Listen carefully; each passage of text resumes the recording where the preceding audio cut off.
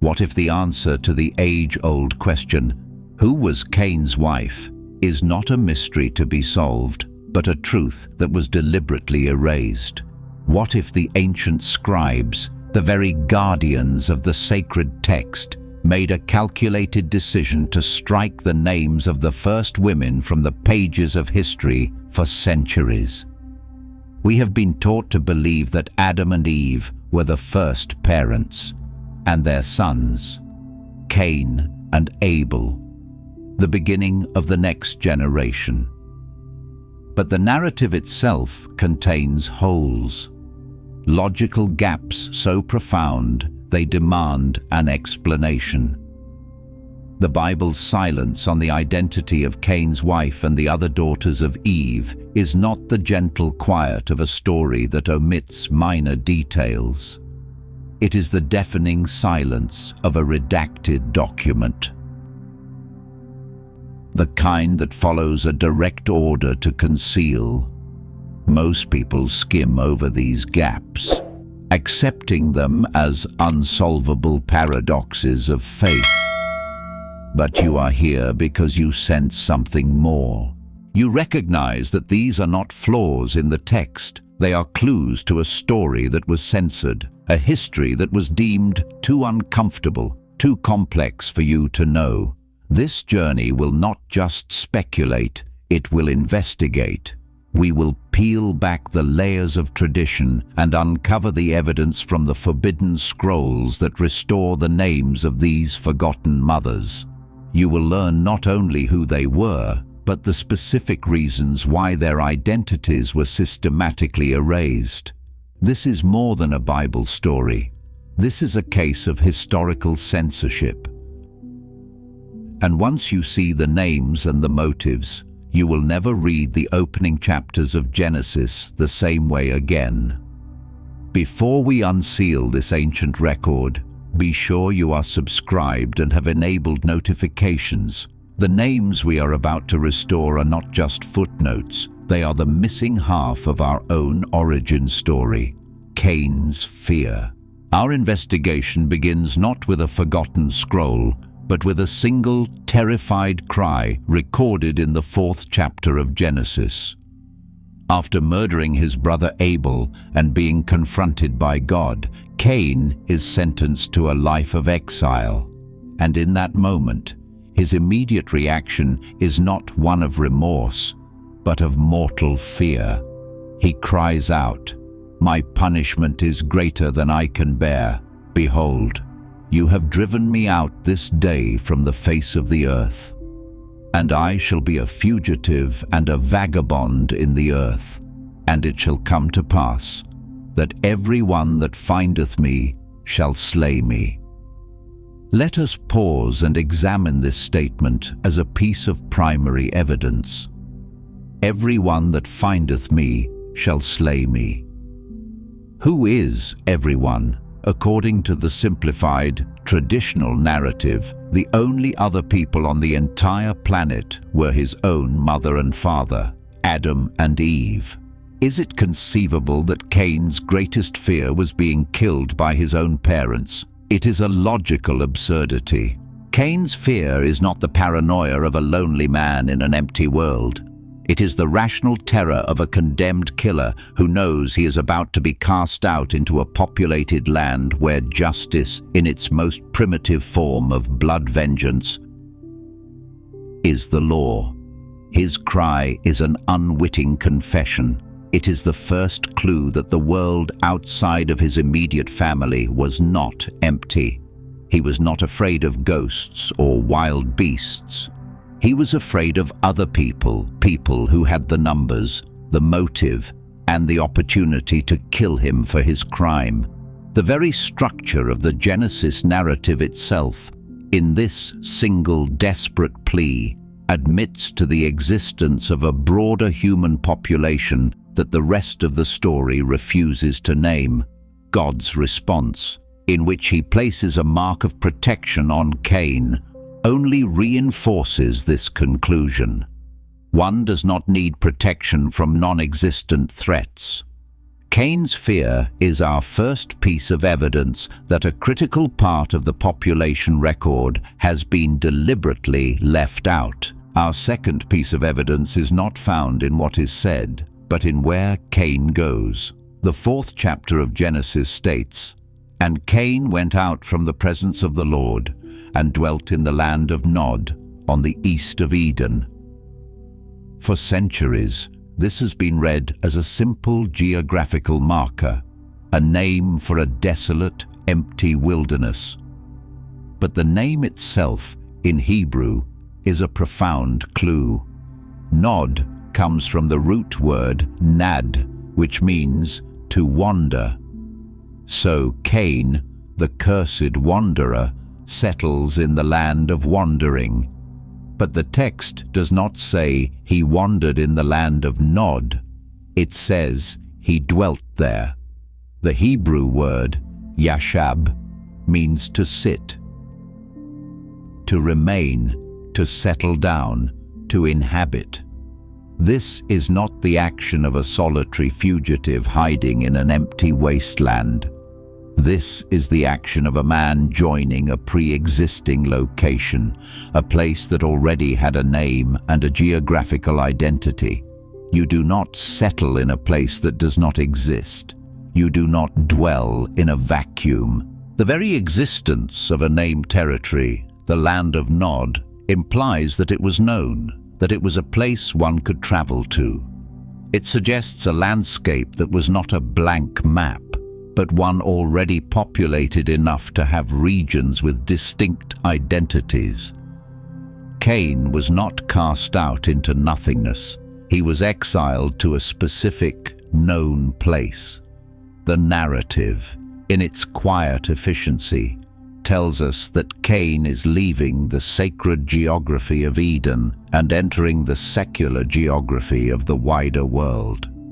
And that world, as the name Nod suggests, may have been a place of wandering tribes and unsettled peoples, but it was not a world devoid of people altogether.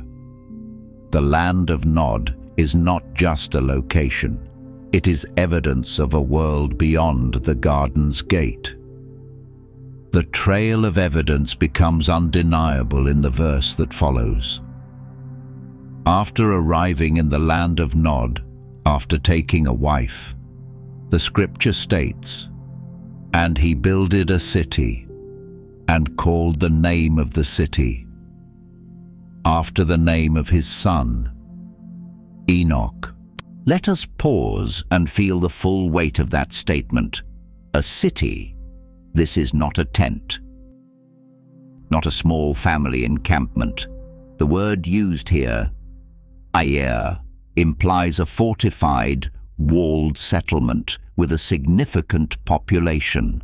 The very concept of a city is social. It requires a division of labor builders, farmers, artisans, and leaders. It requires a population large enough to sustain it and a social structure to govern it. How could one man with one wife and one young son build a city? For whom would it be built? The idea is a logistical and social impossibility. A man does not build a city for himself. He builds it to house a community. This single, brief statement in Genesis is perhaps the most powerful. Implicit confession that the world was already populated. Cain, the exile, did not create a civilization out of thin air. He organized one. He likely became the leader, the founder, the king of a pre-existing community of people in the land of Nod. He brought them together, fortified their settlement, and, in an act of dynastic pride, named it after his heir. This act is deeply symbolic. Adam was a priest in a garden sanctuary. His son, cast out from that sacred space, becomes the founder of the first secular city. It marks the beginning of human civilization as we know it, a civilization built not in the presence of God, but in exile from it. But for our investigation, the point is clear and irrefutable. The construction of the city of Enoch is the third and most conclusive piece of evidence from within the Genesis account itself that Cain was not wandering into an empty world.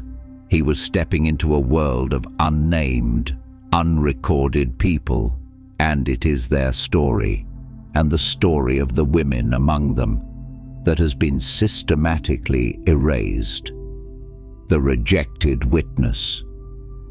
We have now exhausted the clues hidden within the canonical text. The evidence is compelling but circumstantial. It points to a missing population, a hidden history, but it offers no names, no dates, no definitive answers. It leaves us in a room of echoing questions. To move from suspicion to certainty, we must now turn to the testimony of the witness who was cast out of the courtroom of history. We must open the pages of the Book of Jubilees. For most of the last 2 millennia, this text was dismissed by Western religious authorities as apocryphal, a word that has come to mean false or fanciful. But this label is a judgment, not a historical fact. To the communities who wrote and preserved it, Jubilees was anything but false. In the caves of Qumran, where the Dead Sea Scrolls were found, more copies of Jubilees were discovered than of any canonical book of the Torah except for Deuteronomy. To the Essenes, this was not apocrypha, it was scripture, far away, in the ancient Christian kingdom of Ethiopia. The Book of Jubilees was never cast out. It has remained in their official biblical canon for nearly 2,000 years, a continuous, unbroken line of testimony. They did not see it as a contradiction to Genesis, but as its necessary companion, and its own claim of origin is the most staggering of all. It does not present itself as a human history, but as a divine one. It purports to be the direct dictation of the angel of the presence to Moses on Mount Sinai, a reading from the heavenly tablets, the unabridged, director's cut of Earth's history. To open the Book of Jubilees is not to read a man's memory of the past, it is to hear heaven's official record of it. Restoring the lost timeline. The first and most profound revelation that the Book of Jubilees offers is the restoration of time itself. The Genesis account of Adam and Eve in the garden is timeless, almost dreamlike. It gives us no sense of duration, leaving us to wonder if their idyllic life lasted for a day or a decade. This ambiguity has allowed the story to be treated as a myth, a symbolic tale outside the bounds of real history. Jubilees shatters this ambiguity with the precision of a celestial clock. In its 4th chapter, it states with unwavering authority that Adam and Eve lived in the Garden of Eden for 7 full years in a state of perfection. The text is explicit for 7 years. Adam worked and guarded the garden sanctuary, and in the 2nd month of the 8th year, the serpent's temptation came. This is not a minor detail. It is a theological bombshell. By anchoring their time in Eden to a specific 7-year period, Jubilees transforms the story from a myth into a historical event. The number 7, the biblical number of divine completion and covenantal perfection, signals that their time in the garden was a complete, perfect cycle of communion with God. Their fall was not just a stumble in an undefined once upon a time. It was the catastrophic interruption of a perfect Sabbath of years. It was a violation not just of a command, but of a divinely established timeline. This historical precision, this restoration of a sacred clock, is the first piece of evidence from our forbidden scroll. It proves that we are not dealing with a vague fable, but with a chronicle, a history whose most critical details have been deliberately erased. The children of Exile, with the timeline of Eden restored. The birth of the first children of humanity is now placed in its proper, tragic context. They were not born into the pristine, effortless perfection of the garden. They were born into the harsh reality of a fallen world, a world where the ground was cursed and life was sustained by sweat and sorrow. Cain and Abel were the first to experience a world where the immediate, unveiled presence of God was a memory, not a reality. The Book of Jubilees chronicles this period with a sorrowful precision. It describes Adam and Eve, after their expulsion, grieving and repenting for their transgression. It was in this state of exile, of longing for a lost world, that their family began. They were the first refugees, the first to know the ache of being separated from their true home. This context is crucial. It means that Cain and Abel grew up in a world that was already broken. They inherited a spiritual and physical environment that was in rebellion against their parents' creator. The perfection their parents had known for 7 years was, to them, only a story told around a fire. Their reality was one of hard labor, of thorns and thistles, of a spiritual distance that required faith to bridge. The story of their offerings, therefore, is not a story of two boys in a perfect world making a choice. It is the story of two young men, born in exile, trying to find their way back to a God their parents once walked with in the cool of the day. This is the stage upon which the first murder will take place, not a stage of pristine innocence, but one of shadow, memory, and loss, restoring the erased names Awan. And so we arrive at the heart of the mystery, the question that has echoed through the silent corridors of Genesis for millennia: who was Cain's wife? The canonical text offers no answer, forcing generations of believers into uncomfortable speculation. But the heavenly chronicle, the Book of Jubilees, does not flinch. It records the event not as a mystery, but as a simple historical fact, a piece of the genealogical record that was deemed too inconvenient to keep. In its 4th chapter, the text states with stark clarity, "And Cain took Awan his sister to be his wife, and she bare him Enoch at the close of the 4th Jubilee." Here it is, not speculation, not a theory, a name, Awan. This is the name that the scribes erased. This is the identity that the gatekeepers of tradition chose to conceal. Awan was not a stranger from a mythical, pre-Adamic race. She was Cain's own sister, a daughter of Adam and Eve, born into a world of exile and sorrow. The name Awan itself is shrouded in a tragic poetry, carrying ancient roots that can mean both iniquity and strength, a fitting name for the woman who would become the wife of the first murderer and the mother of the founder of the first city. She is the silent, forgotten matriarch of the line that would build the world of men, a world defined by both brilliant creativity and a lingering spiritual separation. By restoring her name, we do more than solve a biblical riddle. We reclaim the story of the first mother of civilization. But Awan was not the only daughter of Eve whose name was struck from the record.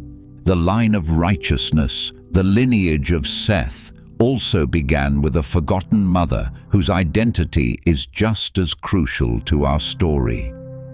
Restoring the erased names, Azura. The Book of Jubilees does not reserve its clarity only for the lineage of Cain. It shines the same meticulous historical light upon the righteous line that would carry the covenant forward. After the death of Abel and the exile of Cain, Genesis tells us that Eve gave birth to another son, Seth, seeing him as a divine replacement, a seed appointed to continue the story. But the canonical narrative once again falls silent on the woman who would become the mother of his children, the matriarch of the line of promise. Once again, Jubilees fills the void left by the Scribes. It records that Seth, in his time, also took his sister to be his wife, and it gives us her name, Azura. The name Azura is as luminous as Awan's is shadowed. It is believed to be derived from an ancient root connected to the color azure, the deep, cloudless blue of the sky. It evokes purity, serenity, and a connection to the heavens. It is a profoundly fitting name for the woman who would become the mother of the lineage of faith, the one whose descendants would, as Genesis states, begin to call upon the name of the Lord. Just as with Awan, this is not a minor detail. This is the restoration of a foundational figure in redemptive history. Without Azura, the story of Seth is incomplete. He is a solitary patriarch. But with Azura, we see the formation of a covenant family, a partnership of faith dedicated to preserving the memory of Eden and the worship of Yahweh in a fallen world.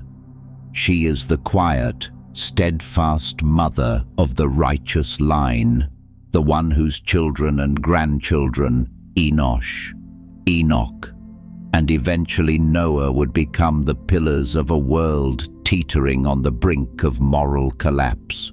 By restoring her name, Jubilees reminds us that the line of redemption was carried not just by fathers, but by faithful mothers whose identities were just as vital. Even if the later scribes deemed them unimportant enough to erase. The uncomfortable problem of incest. With the names of Awan and Azura restored, the logical question is answered. Cain and Seth married their sisters. But this solution to a narrative problem immediately creates a moral and theological one for later readers.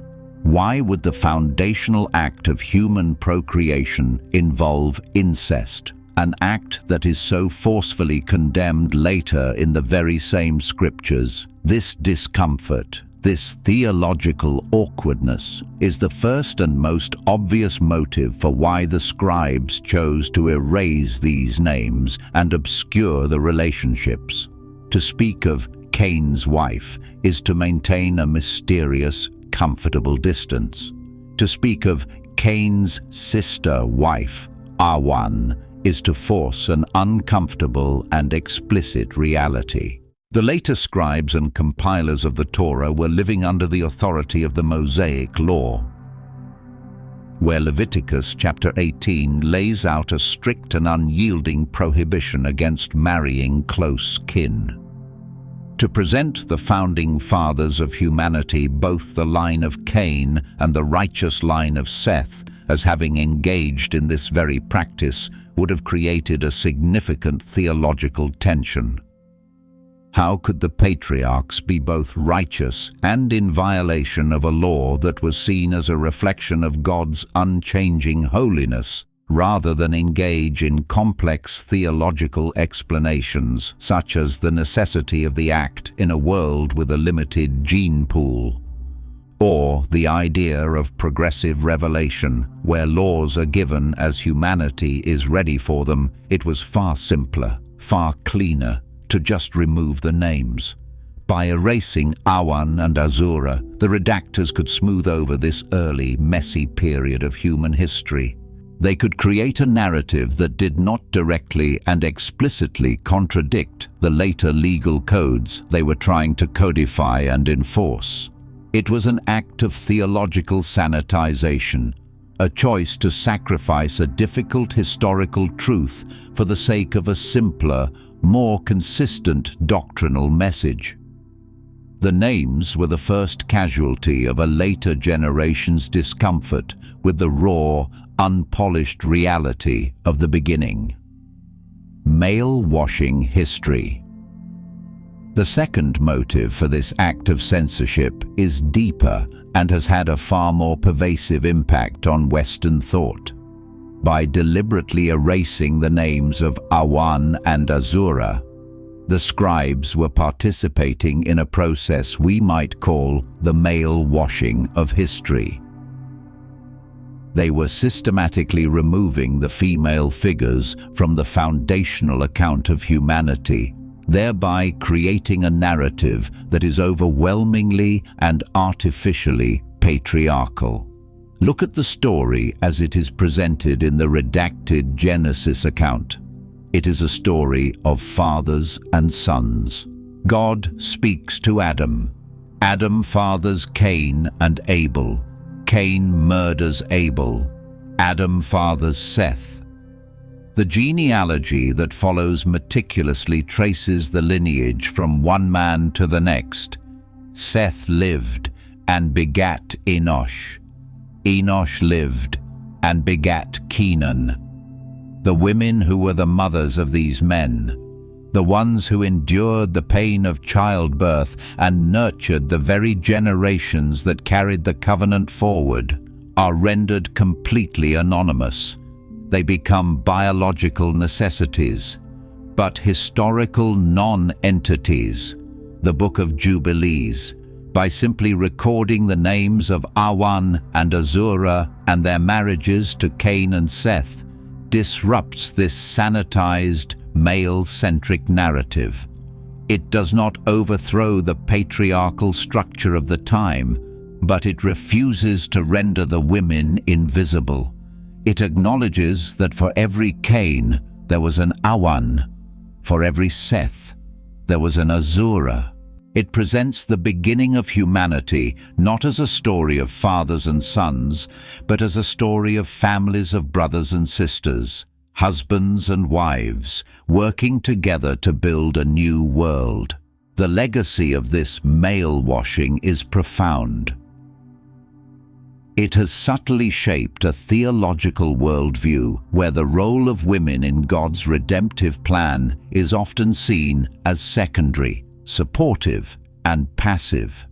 When the very first mothers of the human race are treated as so inconsequential that their names are not worth preserving in the sacred record, it sets a powerful and damaging precedent.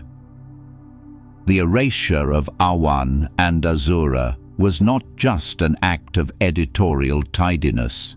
It was a foundational act of historical censorship that has echoed for millennia. The simplification of the narrative. It is possible, perhaps even probable, that the scribes who made these redactions were not acting out of a conscious, malicious intent to deceive. They were likely not villains in a dark room, cackling as they struck names from a sacred scroll. It is more likely that they saw themselves as custodians of the faith, as editors whose primary responsibility was to distill a sprawling, complex, and often messy oral and written tradition into a coherent, powerful, and teachable narrative. They were the first story simplifiers. Imagine their task. They are faced with ancient records, genealogies, and stories, some of which, like the details of the first family, present theological and moral complexities. Their goal is to create a foundational text for a nation, a text that will be read aloud in synagogues and memorized by children. In this context, narrative efficiency becomes a high priority. From this perspective, the names of the daughters are extraneous details. Including them introduces the difficult question of incest. It clutters a genealogy that is meant to trace the clear, clean line of the covenant through the patriarchs. To the story, Simplifier, these details are narrative fat that can be trimmed to make the theological muscle of the story more prominent. They were not trying to destroy the truth, they were trying to streamline it. They were not hiding a conspiracy, they were crafting a better, tighter story. But in this act of simplification, a profound loss occurred. They traded the textured, complex reality of a real family for a cleaner, almost mythic fable.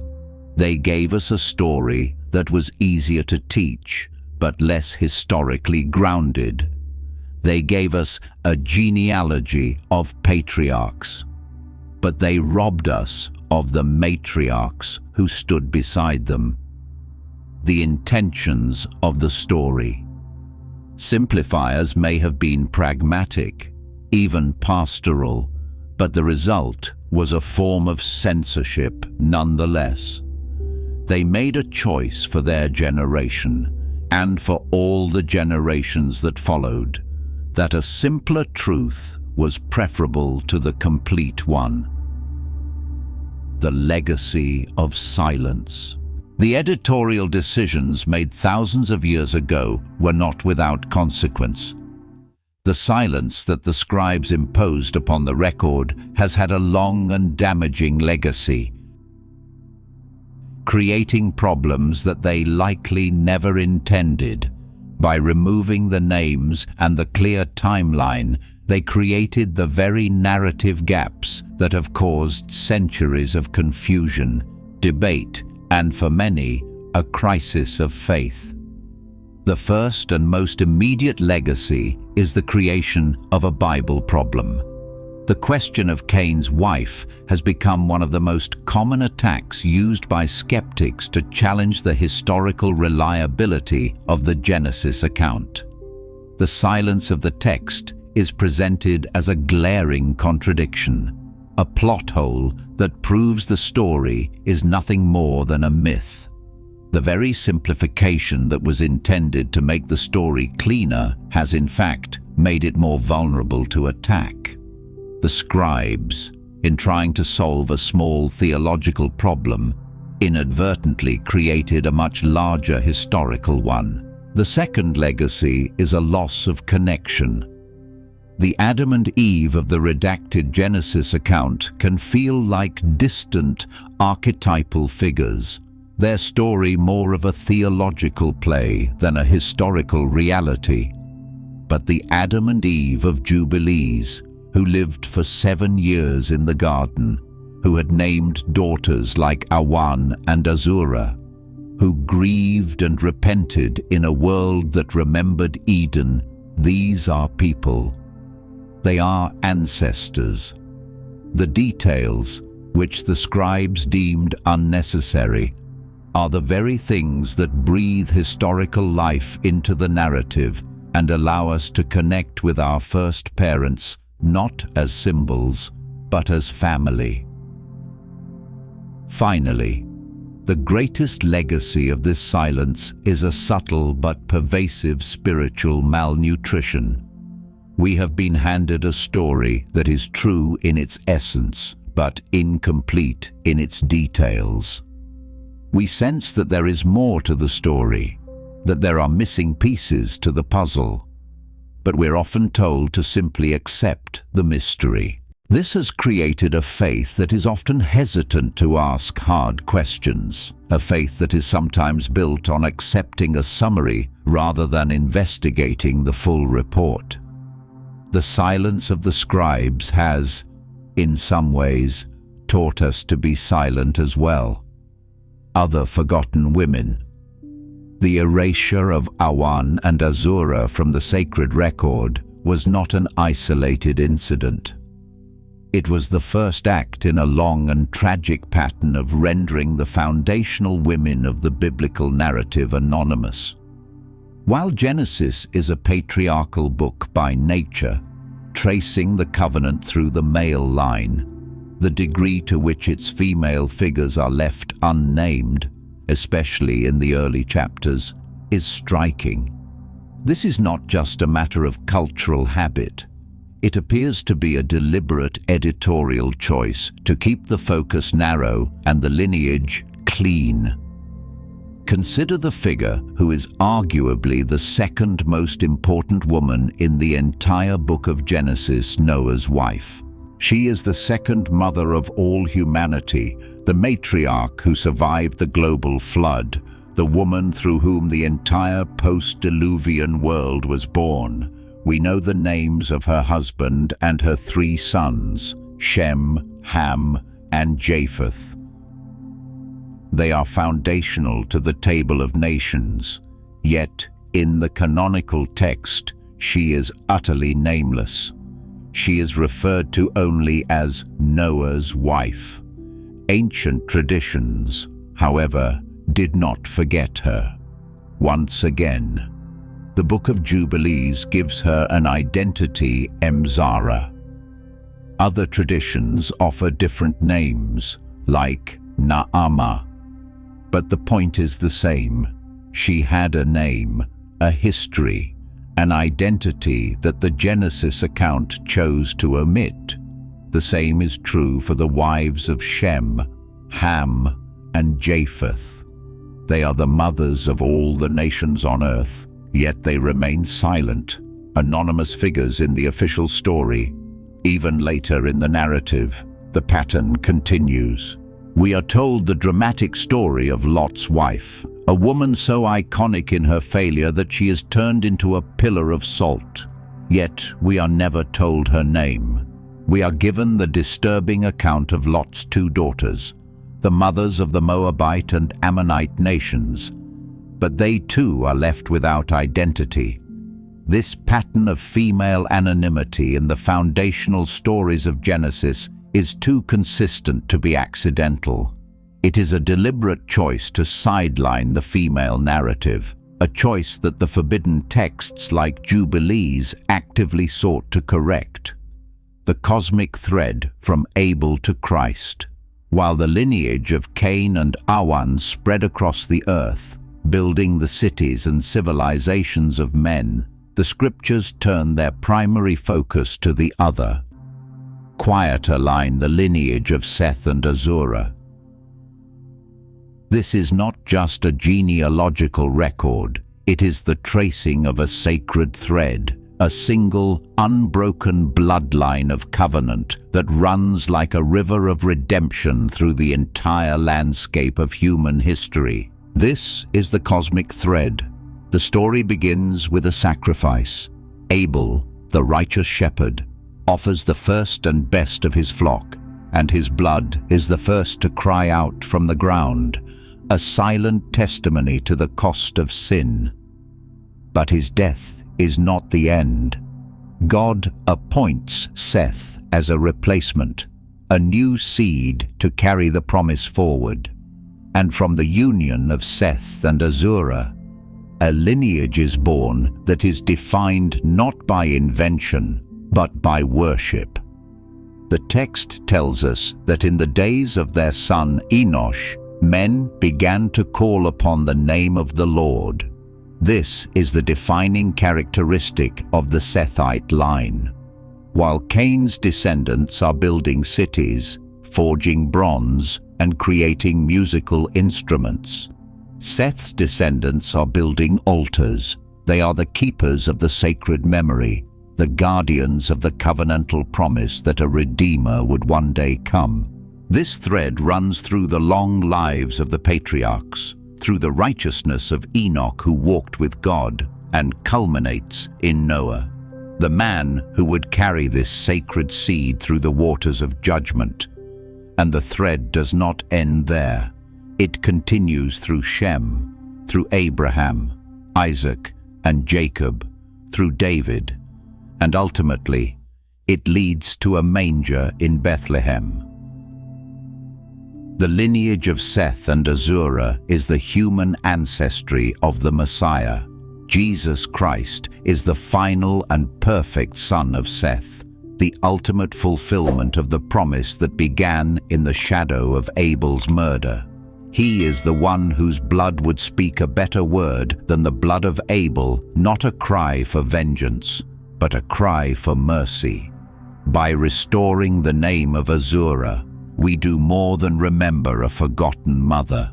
We complete the first link in the long, golden chain of redemption. Cain's lineage, creativity in exile. While the sacred narrative rightly follows the covenantal line of Seth, it would be a mistake to dismiss the lineage of Cain and Awan as nothing more than a cursed and godless people.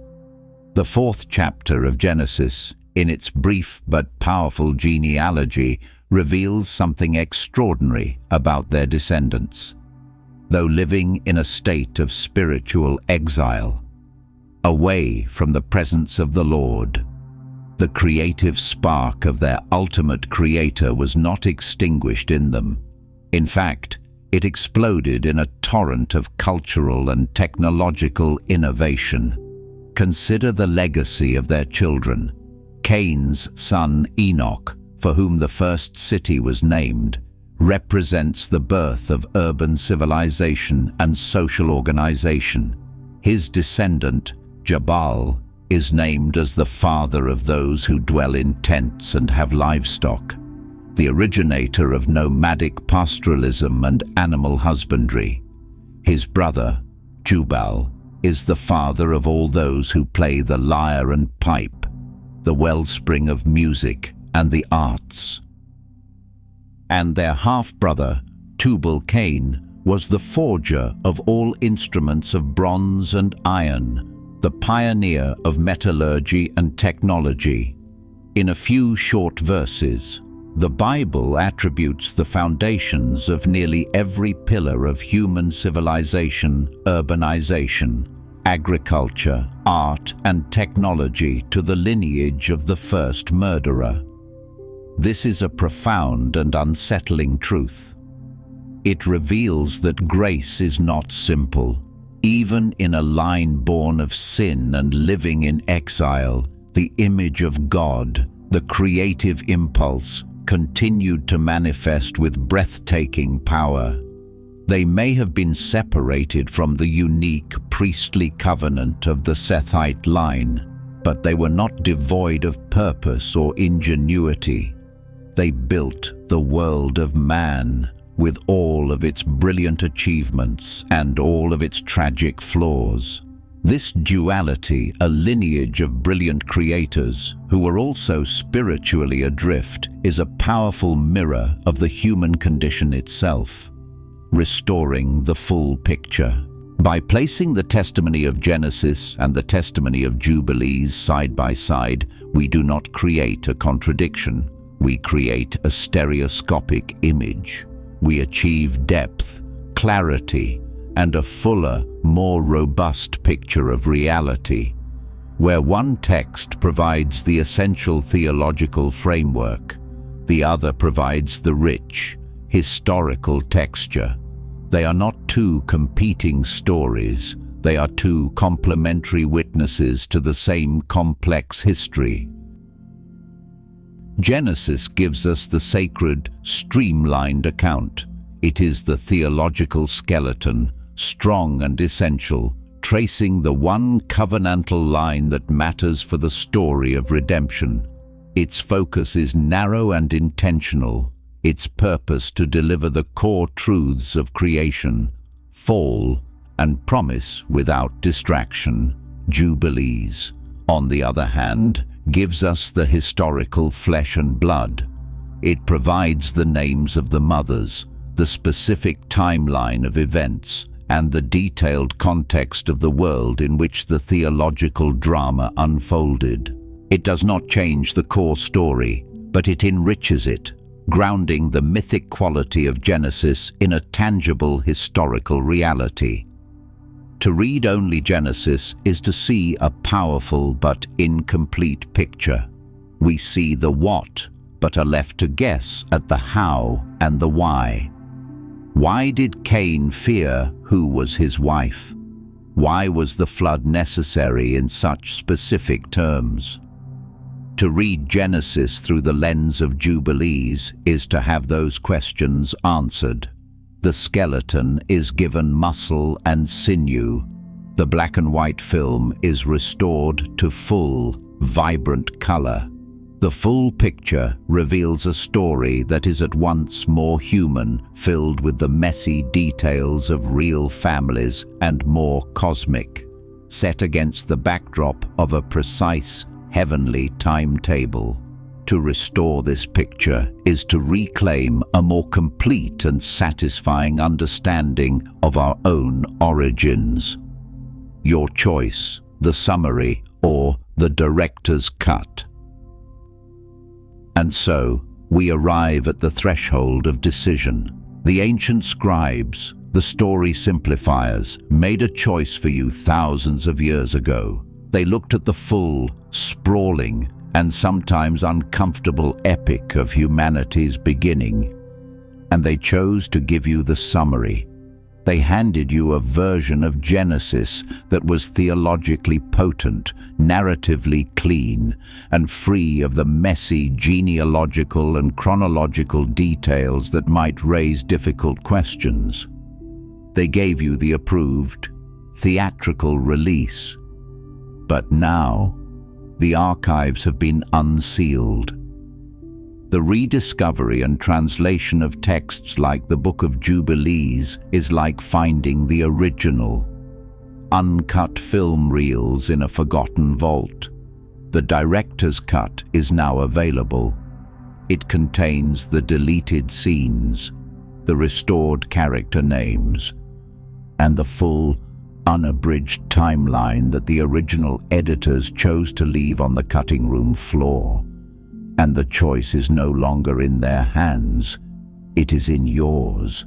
You now know that a version of the story exists that names Awan and Azura, the first mothers of humanity.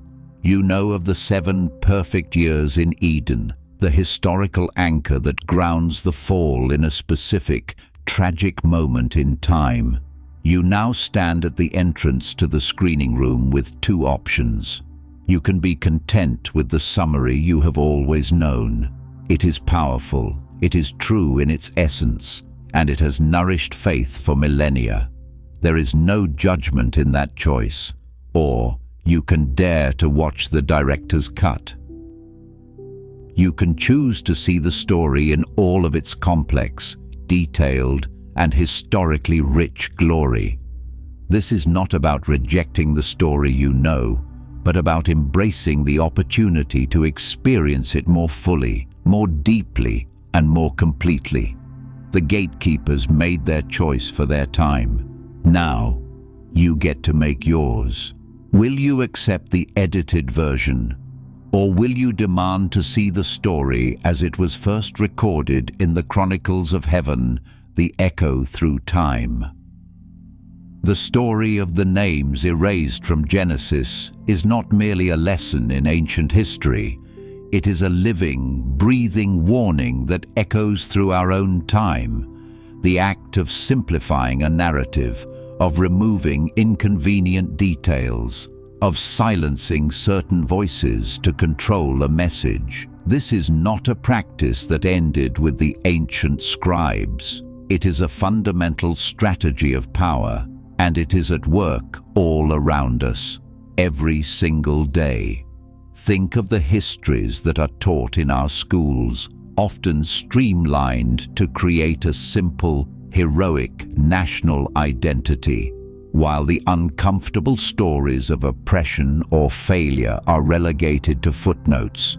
Think of the news reports that present a complex conflict in simple terms of good guys and bad guys, erasing the nuance and the humanity on both sides. Think of the corporate cultures that create a public image of ethical responsibility while silencing the internal whistleblowers who speak of a different reality. The pattern is the same. It is the temptation of the story simplifier. The belief that a cleaner, more manageable narrative is better than a messy, complicated truth. The erasure of Awan and Azura was the first and perhaps most foundational act of this kind in our recorded history. It set a precedent that we are still living with. The question this ancient story forces us to ask is not just what happened then, but what is happening now. What names are being erased from our own stories? What inconvenient truths are being smoothed over for the sake of a simpler message? And who are the modern-day scribes, the gatekeepers of information, who are making those decisions for us? To understand the crime of the ancient scribes is to be awakened to the reality of the world we live in. Your sacred mirror, reclaiming the heritage. And so, we conclude where all true spiritual investigations must end, not with a final answer, but with a personal invitation. The restoration of the names of Awan and Azura is more than an act of historical correction. It is an act of spiritual justice. It is a declaration that every voice matters in the grand narrative of God, that no one is a mere footnote in their own story. It is a reclamation of the honor of the first mothers, the forgotten matriarchs from whom all of humanity descends. This journey into the silent pages of Genesis holds up a sacred mirror to our own lives. It forces us to ask what part of your own heritage, your own story, has been forgotten, silenced, or erased.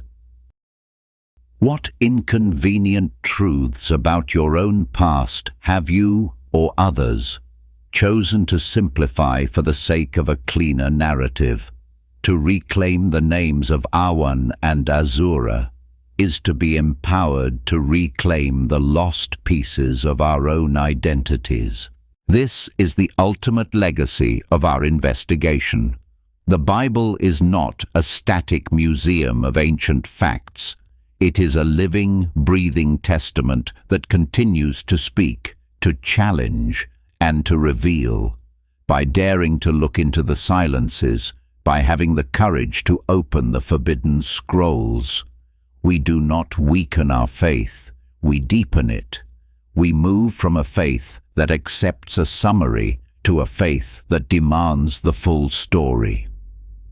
The story of the daughters of Adam and Eve is the story of a heritage that was almost lost, but has been preserved by a faithful remnant for a generation that is finally ready to hear it. How has the knowledge that the names of our first mothers were deliberately erased changed the way you read the sacred text, share your thoughts, your questions, and your own journey of discovery in the comments below? Let us, together, become a community that is no longer content with the edited version, but is committed to restoring the fullness of our shared, sacred history.